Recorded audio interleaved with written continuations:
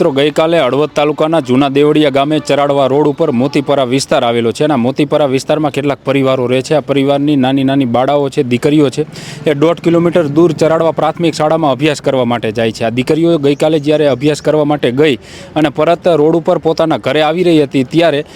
Bullet ઉપર 3 વ્યક્તિઓ છે ત્યાંથી નીકળે છે અને દીકરીઓ જે હાલીને જતી હતી એના કારણે એક દીકરીનું મૃત્યુ થયું, 3 ઇજાગ્રસ્ત થઈ છે અને જેને લઈ અને આજે મહિલાઓએ રોડ ચક્કાજામ પણ ત્યાં આગળ કર્યો હતો। મહિલાઓની માંગ હતી કે આરોપીઓ જે છે એ દારૂના વ્યવસાય સાથે સંકળાયેલા છે। તેની સાથે દીકરીઓએ કીધું કે અવારનવાર જે છે અમારી પાસેથી બાઇકને ત્યાંથી પસાર કરતા અને મતલબ કે સીન સપાટાના આવું બધું રોમિયોગીરી કરતા હતા, જેને લઈને મહિલાઓએ આજે રોડ ચક્કાજામ કર્યો। 2 કલાક સુધી ચક્કાજામ રહ્યું। ત્યાર પછી જે છે એ સમાજના જે કંઈ ચુંવડિયા ઠાકોર સમાજના જે આગેવાનો છે, જિલ્લાના પ્રમુખ છે, પૂર્વ ધારાસભ્ય છે, સાથે સ્થાનિક આગેવાનો છે, એ બધા અત્યારે હળવદ પોલીસ સ્ટેશને પહોંચ્યા હતા પરિવાર સાથે અને આરોપી સામે કાયદાકીય પગલાં લેવા માટે થઈ અને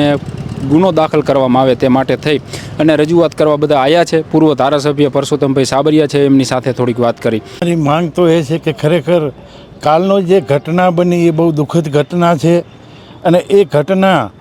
આવું ના થાય ફરી વખત એના માટે અમારા આગેવાનો આ એક દુઃખદ ઘટનામાં જે પૂરો ન્યાય મળે એના માટે અમે પોલીસ તંત્ર પાસે આવ્યા હતા અને પીઆઈ સાહેબે જે ફરિયાદ લીધી છે અને ફરિયાદના આધારે કે જે કાંઈ સત્ય હકીકત હશે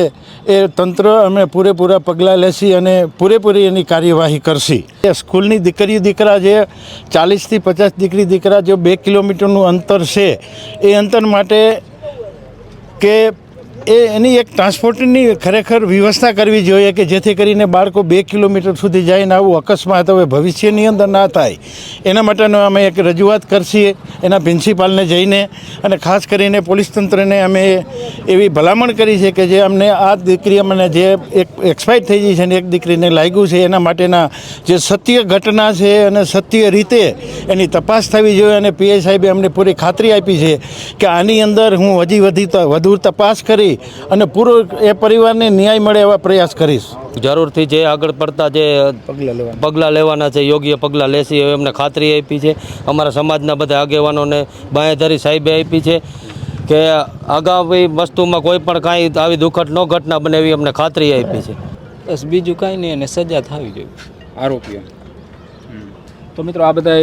ચુંવડિયા કોળી ઠાકોર સમાજના આગેવાનો સાથે પરિવારજનોને બધા અત્યારે હળવદ પોલીસ સ્ટેશને પહોંચ્યા હતા અને ખાસ આરોપી સામે કડક કાર્યવાહીની માંગ સાથે અત્યારે રજૂઆતને કરવામાં આવી છે અને આ બધા આગેવાનો સાથે પરિવારજનો પણ કહી રહ્યા છે કે પોલીસને જે રજૂઆત થઈ છે પોલીસે પણ કીધું છે કે આવતા દિવસોમાં આરોપીઓ સામે કડક હાથે કાર્યવાહી કરવાની ખાતરી જે છે એ આપવામાં આવી છે। આભાર મિત્રો।